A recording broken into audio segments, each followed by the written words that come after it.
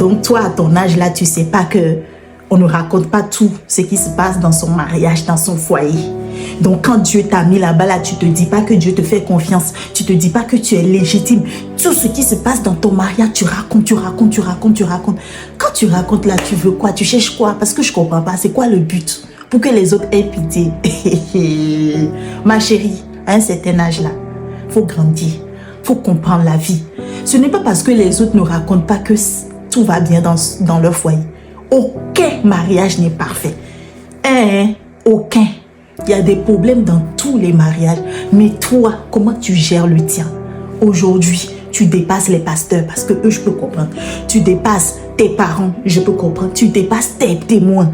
Tu vas raconter sur Internet aux copines, aux amis, aux collègues, même tes enfants, les servants jusqu'aux gardiens. Ils sont au courant de ce qui se passe dans ton foyer. C'est quoi ton problème? Pourquoi tu fais ça? C'est vilain.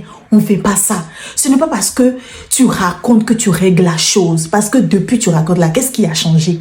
Qu'est-ce qui a changé? Tu exposes ton foyer.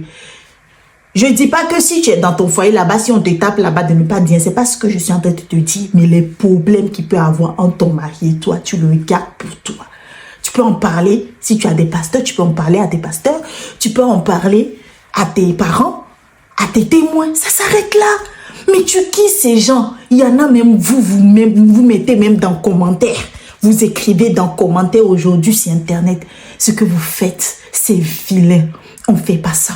Faut être sage. Si Dieu t'a mis là-bas, là, c'est parce qu'il te fait confiance.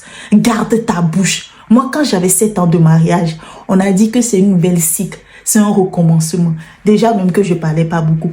J'ai dit à partir de maintenant, là, tout ce qui va se passer entre nous, là, personne ne sera au courant. On va se gérer à deux.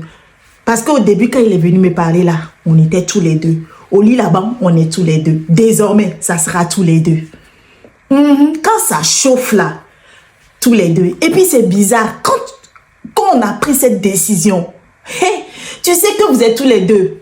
Pasteur ne sera pas là, parent ne viendra pas, témoin ne viendra pas. Bizarrement, on finit toujours par trouver la solution. Parce que quand tu sais que tu peux compter sur quelqu'un, tu fais pas des efforts, tu te dis, on va aller en parler et tout. Mais à deux, on règle. Il dort au salon, tu l'attends. Il veut pas manger aujourd'hui, demain il va manger. Vous allez finir par régler. Surtout quand vous savez que vous êtes des enfants de Dieu, vous savez que vous n'allez pas dormir fâché. À un moment donné, tu vas quand même le coincer quelque part et vous allez régler ça. Mais toi, tu sais pas. Tu racontes. Tu as hâte de t'exposer et on vous respecte pas. On respecte pas votre coup. Votre histoire est versée partout. C'est vilain. On fait pas ça. Faut que tu gardes ton mariage.